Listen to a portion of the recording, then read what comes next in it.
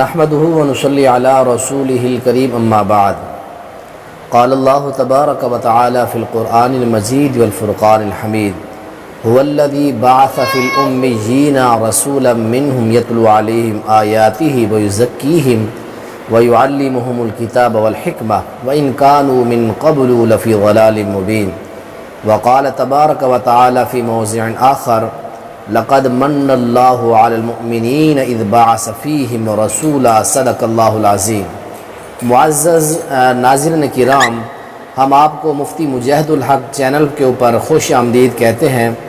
گزشتہ سالوں کی طرح اس سال 2025 کے اندر ماہ ربیع الاول کے اندر بسلسلہ سیرت النبی صلی اللہ علیہ وسلم آپ کے سامنے بیان کرنے کا پروگرام ہے. اللہ تعالی ہمیں پڑھنے کی، یاد رکھنے کی توفیق عنایت فرمائے. آج کا جو عنوان ہے، موضوع ہے کہ قبل از نبوت عرب کی جو جہالت اور گمراہیاں تھیں وہ آپ کے سامنے رکھنا مقصود ہے.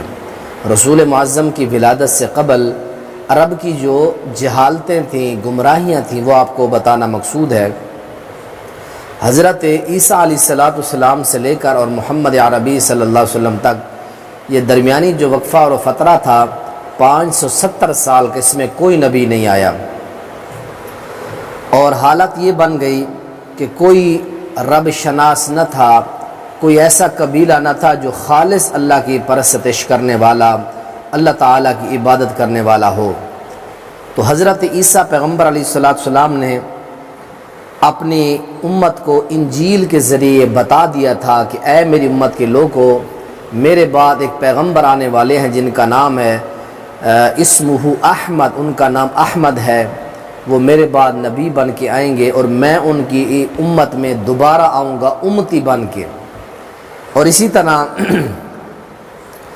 حضرت عیسیٰ علیہ السلام کی دعوت کو بھی بنی اسرائیل نے بھلا دیا تھا، جس طرح موسیٰ علیہ السلام کی دعوت اور پھر ان سے پہلے حضرت ابراہیم علیہ السلام کی دعوت کو بنی اسرائیل نے یکسر مسترد کیا ہوا تھا، بھلایا ہوا تھا.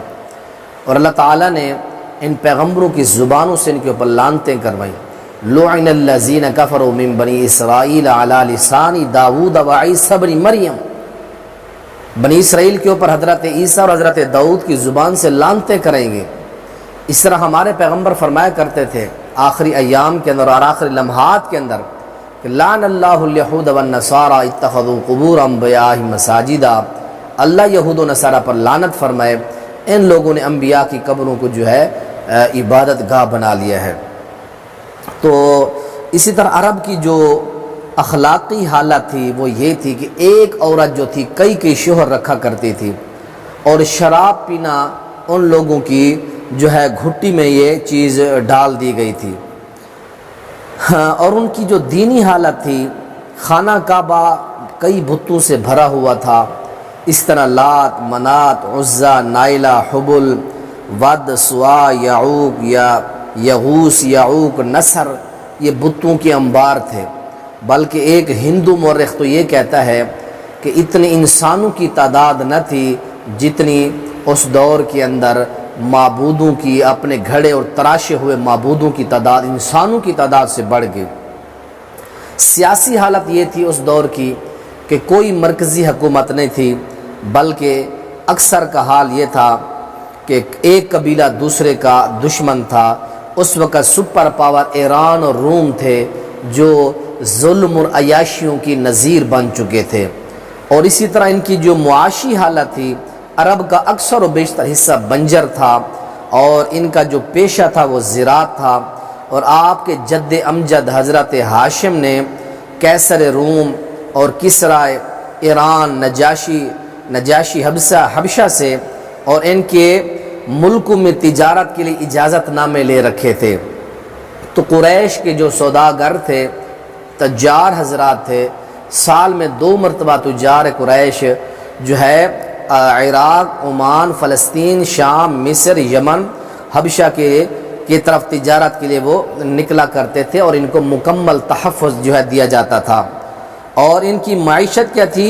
معیشت سود کی زنجیروں میں جکڑی جا چکی تھی. عرب کی غربت اور سود نے غریب کی زندگی کو جیرن کر دیا تھا. حالت یہ تھی کہ عدم ادائیگی پر ان کی جائیدادیں اور ان کی اثاثے حتیٰ کہ ان کی بیوی بچوں کو غلام اور قیدی بنا لیا جاتا تھا۔ اور اسی طرح یہ جہالت کے اندر بچوں کو بیویوں کو جو ہے قید بنا لیا جاتا تھا۔ اور اسی طرح معاشرہ اور سماج کی حالت یہ تھی، امیر غریب پر تسلط کرتا اور جو غریب ہوتے وہ ظلم کی چکی میں پیسے جاتے۔ اور اسی طرح عرب کا جو معاشرہ تھا خود کو ممتاز رکھتا، متکبر قسم کا تھا۔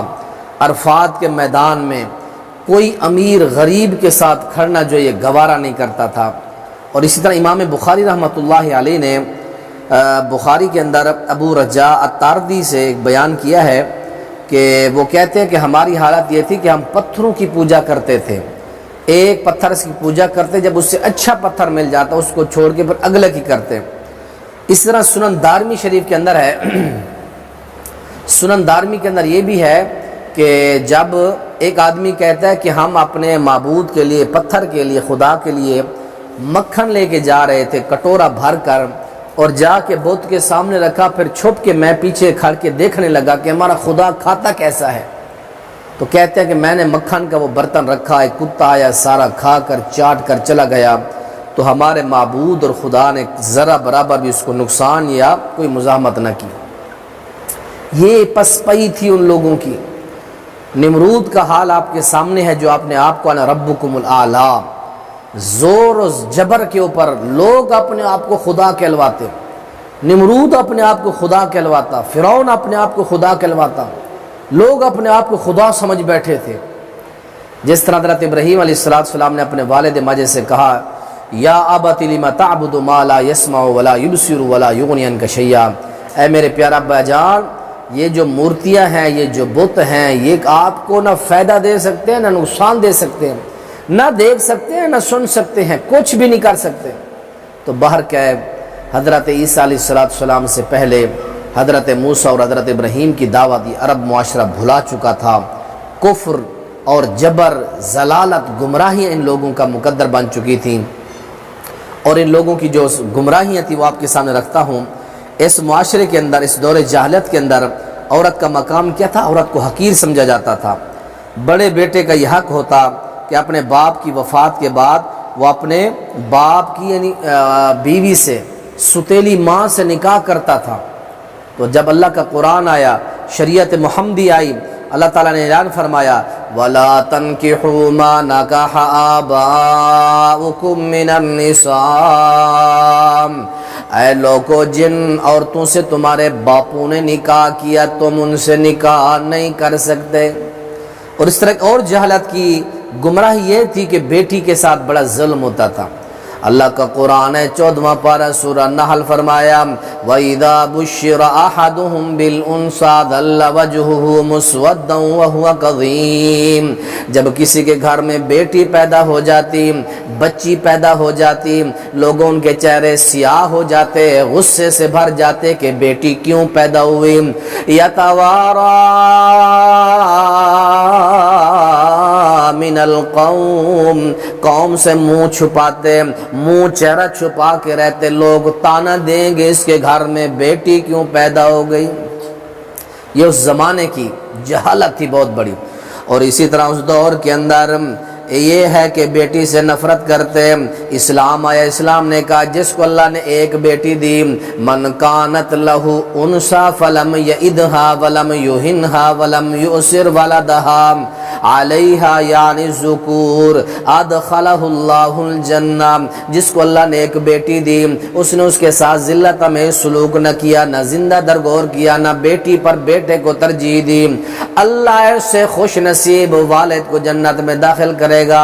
فرمایا اللہ نے جس کو جاریتان، دو بیٹیاں دی، اچھی پرورش کی، اچھی تربیت کی، جاء یوم القیامت انا وضم صابعہ، وہ باپ دو بیٹیوں کا آئے گا اور میں اس طرح کھڑے ہوں گے قیامت کے دن جیسے یہ دو انگلیاں آپس میں کھڑی ہیں۔ تین بیٹیاں جس کو اللہ نے دی، ان کو اس نے کھانا کھلایا، کپڑے پہنائے، پانی پلایا، ان کی خدمت کی اس نے۔ قیامت کے دن آئے گا یہ تین بیٹیاں جہنم اور باپ کے درمیان ایک ستر اور پردہ بن جائیں گی۔ اسلام آیا، اسلام نے قانون بنایا، اسلام نے یہ شعور بخشا مسلمانوں کو کہ اکرموا اولادکم، مسلمانوں اپنی اولاد کا احترام کرو، مسلمانوں اپنی اولاد کے ساتھ عزت سے پیش آؤ، ان کے ساتھ ذلت میں سلوک نہ کرو۔ اور دور جاہلیت کی ایک پانچویں جو بہت بڑی خباثت تھی وہ یہ تھی کہ عرب معاشرہ اپنے بچوں کو قتل کرتا تھا، بیٹی کو تو علیحدہ قتل کرتا تھا، لیکن فقر اور غربت کی وجہ سے عرب معاشرہ بچوں کو، بیٹیوں کو غربت کی وجہ سے قتل کر دیتا۔ اسلام آیا، اسلام نے کہا وَلَا تَقْتُلُوا أَوْلَادَكُم مِّنْ إِمْلَاقٍ نَحْنُ نَرْزُقُكُمْ وَإِيَّاهُمْ، غریبی کی وجہ سے، مفلسی کی وجہ سے اپنی اولاد کو قتل نہ کرو، ہم ان کو بھی رزق دیتے ہیں، تمہیں بھی رزق دیتے ہیں، قتل نہ کرو۔ اور 4 قسم کے نکاح اس معاشرے میں ہوتے تھے۔ ایک نکاح عام جو آج ہمارے معاشرے میں ہوتا ہے، اور دوسرا نکاح یہ ہوتا کہ ایک خاوند جب اپنی بیوی سے ازدواج تعلقات قائم کرتا، بیوی اپنے ایام سے فارغ ہوتی تو خاوند شوہر اس کے قریب نہ جاتا اور بیوی کو کہتا جاؤ فلاں حسب و نسب والا بندہ ہے، بڑے اونچے خاندان والا، اس سے جا کے تعلقات قائم کرو۔ عورت جاتی، تعلقات قائم کرتی، جب حاملہ ہو جاتی، جب تک بچہ نہ جنتی تو خاوند اپنی بیوی کے قریب نہ جاتا۔ اور تیسرا نکاح یہ ہوتا، ایک عورت سے جو ہے 3 سے لے کر 9 تک آدمی جو ہے برائی کرتے، اس کے ساتھ تعلقات قائم کرتے، جب بچہ پیدا ہونے کے قریب ہوتا وہ سب کو بلاتی، وہ جس کا نام لے لیتی، پھر اس بچے کا نسب نامہ ولدیت اس بندے کے ساتھ جو ہے وہ منسوب کر دیا جاتا۔ چوتھا نکاح یہ ہوتا کہ عورت اپنے گھر کے اوپر ایک جھنڈا لگاتی، وہ برائی کی، بدکاری کی گھر کی علامت ہوتی، اس کے ساتھ بھی 3 سے 10 تک بندے برائی کرتے۔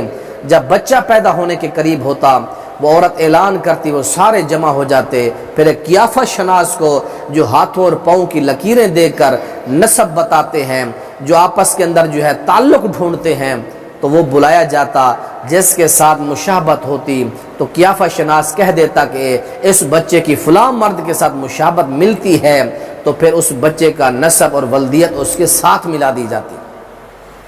اور اسی طرح دور جاہلیت کی ایک اور بہت بڑی جو ہے گمراہی یہ تھی کہ ایک انسان 2 بہنوں کو اپنے نکاح میں رکھتا تھا۔